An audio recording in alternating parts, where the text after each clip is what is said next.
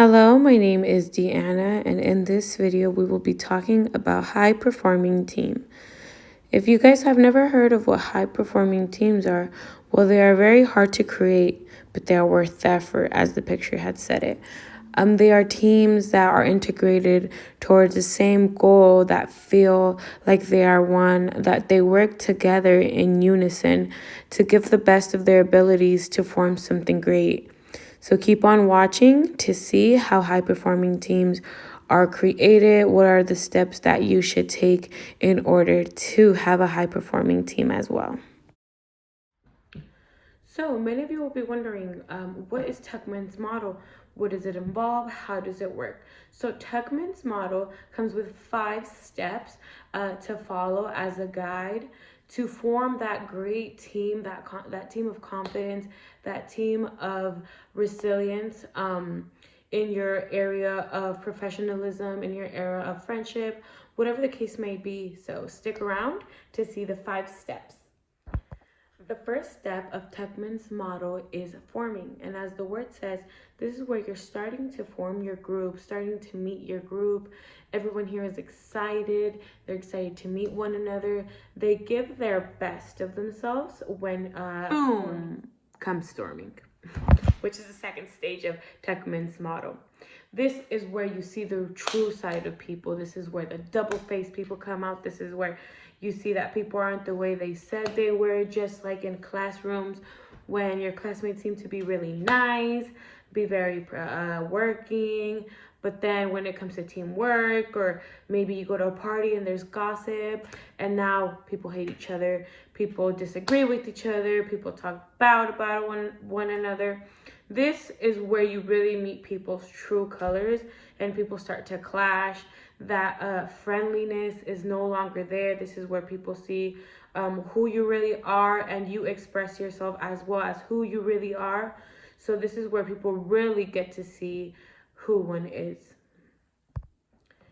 But in order to move to the third stage, which is norming, you need to figure out the conflict that's going on in the storming stage.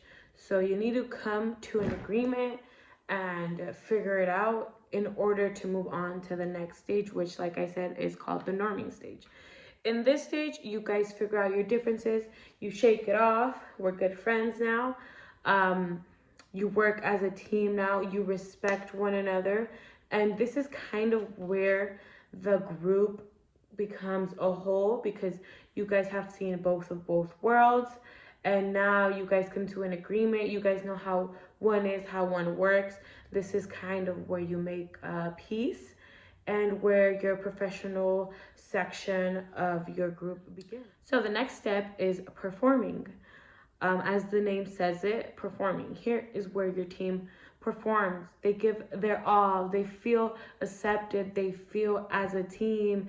They feel positive. They are all reaching for the same goal and objective set, whether it's long, short, or meanwhile term. Step is called performing. And as the name says it, performing, this is where all of your team is working and working and working to reach that set goal, that set objective, whether it's long term or short term. But here, people feel a part of the group. They actually feel like they're connected. They actually feel like they're doing it for the team, and they're doing it because they appreciate the team. They appreciate their circle, their environment. So here, everyone's just working, performing, as the name says it, to give their best to the team and to have good results. So, believe it or not, but high performing team, I really saw Tuckman's model being used in Teacher Molina's class, which is this one. The way he, as our leader, he was very comprehensive.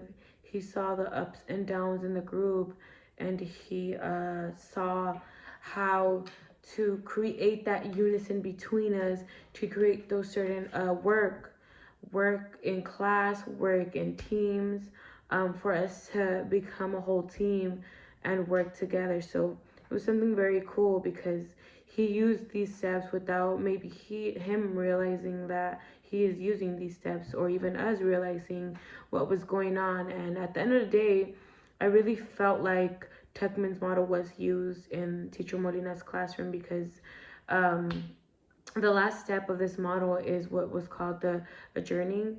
And I could tell that a lot of my classmates, as well as me, we felt that sadness. We felt like that objective, that goal was gone, and we kind of were lost because we really did enjoy his classroom. So, Teacher Molina, if you're watching this, you are a great teacher, and thank you for showing us all of these great things that we will soon use as teachers. And thanks for anyone who's watching, and I hope you have a great day, morning, or night.